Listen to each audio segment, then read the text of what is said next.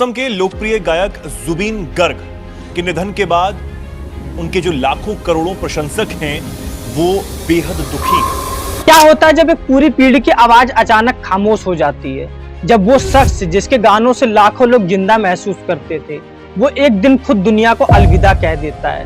दोस्तों आज हम बात करने वाले हैं उस गायक की जिसने या अली गाकर पूरे भारत को दीवाना बना दिया था, जिसके आवाज में दर्द भी था, प्यार भी और एक अजीब सी जादूगरी भी।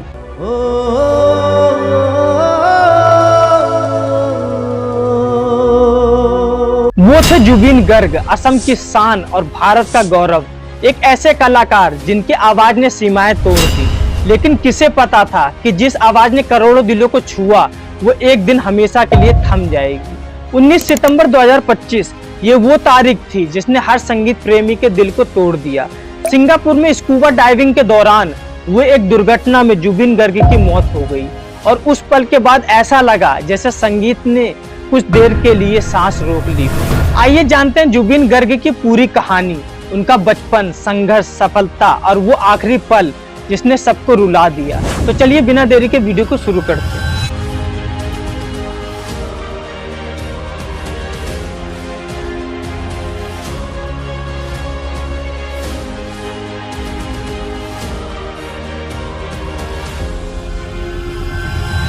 नवंबर 1972 को मेघालय के तुरा में एक असमिया ब्राह्मण परिवार में जुबीन गर्ग का जन्म हुआ। यहीं जन्म हुआ एक ऐसे बच्चे का जो आगे चलकर असम की आवाज बन गया। उस बच्चे का नाम रखा गया जुबीन बोर ठाकुर, जो बाद में दुनिया भर में जुबीन गर्ग के नाम से मशहूर हुआ। जुबीन के पिता का नाम था मोहिनी मोहन बोर ठाकुर, जो एक कवि, लेखक और सरकारी अधिकारी थे। उनकी माँ का नाम था इली बोर ठाकुर, जो कि एक सिंगर थी। घर में रोज संगीत गूंजता रहता था और कहीं पिता कविता लिख रहे होते थे तो कहीं माँ सुरों का रियाज कर रही होती थी। शायद इसी माहौल ने छोटे जुबीन के दिल में संगीत का बीज बो दिया। बचपन से ही उन्हें हर चीज में संगीत नजर आता था। वे बांसुरी, तबला, गिटार सब कुछ खुद ही सीखने लगे और स्कूल की हर प्रतियोगिता में वो गाना जरूर गाते थे। और जब बाकी बच्चे खेल रहे होते थे तब जुबीन गिटार या ढोलक बजाकर कुछ नया सीख रहे होते थे। जुबीन का सपना था कि एक दिन अपनी आवाज लोगों के दिलों तक पहुंचाना। उन्होंने असम के छोटे छोटे स्टेज शो से अपनी शुरुआत की। धीरे धीरे लोग उनकी आवाज को पहचानने लगे। साल 1992 में उन्होंने अपनी पहली असमिया एल्बम अनामिका रिलीज की। इस एल्बम ने उन्हें रातों रात असम का स्टार बना दिया। उनकी आवाज में जो मिठास और दर्द था उसने हर इंसान को छू लिया। इसके बाद उन्होंने कई हिट एल्बमें निकाली, जैसे माया, आशा, पाखी और मुक्ति। ये एल्बमें सुपर हिट रहीं। लोग कहते थे अगर दिल की गहराई सुननी है तो जुबीन गर्ग को सुनो। लेकिन जुबीन यही नहीं रुके। उनका सपना था कि वो सिर्फ असम में नहीं बल्कि पूरे भारत में पहचाने जाएं और इसी सपने को पूरा करने वो मुंबई पहुंचे। उनकी शुरुआत आसान नहीं थी। मुंबई में उन्हें बहुत संघर्ष करना पड़ा। कभी किसी स्टूडियो के बाहर घंटों इंतजार करना पड़ता था तो कभी छोटे छोटे प्रोजेक्ट के लिए गाना पड़ता था। लेकिन जुबीन ने कभी हार नहीं मानी। दोस्तों फिर आया वो साल जिसने उनकी जिंदगी बदल दी।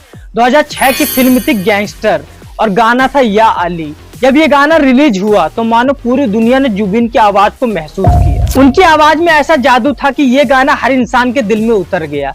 या अली ने उन्हें राष्ट्रीय और अंतर्राष्ट्रीय पहचान दिलाई। लोग कहने लगे ये गाना सिर्फ गाया नहीं गया बल्कि इसे महसूस किया गया है। दोस्तों जुबीन ने सिर्फ हिंदी में नहीं बल्कि 40 से ज्यादा भाषाओं में गाने गाए हैं। असमिया, बंगाली, हिंदी, तमिल, तेलुगु, नेपाली, भोजपुरी, हर भाषा में उनकी आवाज गूंजी है। उनका संगीत हर रंग का था, कभी लोकगीत, कभी सूफी, कभी पॉप और कभी रोमांटिक। वो सिर्फ एक सिंगर नहीं थे बल्कि वो गीतकार, संगीतकार, अभिनेता और निर्देशक भी थे। उन्होंने कई असमिया फिल्मों में एक्टिंग की और कुछ फिल्मों का निर्देशन भी खुद किया। उनकी एक सुपरहिट मूवी थी मिशन चाइना, जो असमिया सिनेमा की सबसे सफल फिल्मों में एक थी। दोस्तों जुबीन सिर्फ एक कलाकार नहीं थे, वो एक सोच थे। वो मानते थे कि इंसानियत सबसे बड़ी चीज है। उन्होंने कभी जातीय धर्म के आधार पर लोगों को नहीं देखा। उनका कहना था कि मेरा धर्म संगीत है और मेरा मंदिर मेरे सुर हैं।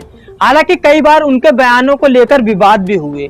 कभी उन्होंने समाज की सच्चाइयों पर खुलकर बातें की तो कभी परंपरागत सोच पर सवाल उठाए। 2024 में बिहू फेस्टिवल के दौरान उन्होंने भगवान कृष्ण को मनुष्य कहा था, जिसके बाद उन्हें असम में कुछ जगहों पर बैन कर दिया गया। लेकिन जनता ने हमेशा उन्हें प्यार दिया। क्योंकि वो जानते थे कि जुबिन का दिल साफ था। दोस्तों, जुबिन गर्ग ने हमेशा समाज के लिए काम किया। उन्होंने काला गुरु आर्टिस्ट फाउंडेशन नाम की संस्था बनाई जो असम में बाढ़ पीड़ितों और जरूरतमंद कलाकारों की मदद करती थी। वो खुद कई बार राहत कार्यों में हिस्सा लेते थे। कई बार वो अपने शो से मिली पूरी कमाई दान कर देते थे। लोगों का कहना था कि जुबिन सिर्फ गाते नहीं थे, वो संगीत को जीते भी थे। लेकिन 2025 में एक ऐसी खबर आई जिसने पूरे देश को हिला दिया। 19 सितंबर 2025 सिंगापुर में जुबिन गर्ग छुट्टियों पर थे और वहां वो स्कूबा डाइविंग करने लगे थे। उसी दौरान उन्हें अचानक सांस लेने में परेशानी हुई और वो बेहोश हो गए। उन्हें तुरंत अस्पताल ले जाया गया, लेकिन उन्हें डॉक्टर बचा नहीं सके। डॉक्टरों के मुताबिक उनकी मौत का कारण डूबना था। उनकी मौत की खबर सुनते ही पूरा असम शौक में डूब गया। लोग सड़कों पर उतर आए, हर किसी की आंखों में आंसू थे। उनका मृत शरीर भारत लाया गया, जहां हजारों लोगों ने उन्हें अंतिम विदाई दी और पूरा असम रो पड़ा। दोस्तों, अगर आपको ये वीडियो पसंद आया हो तो इसे लाइक, शेयर और चैनल को सब्सक्राइब करना ना भूलें और कमेंट में बताएं कि आपका फेवरेट जुबिन गर्ग का कौन सा गाना है।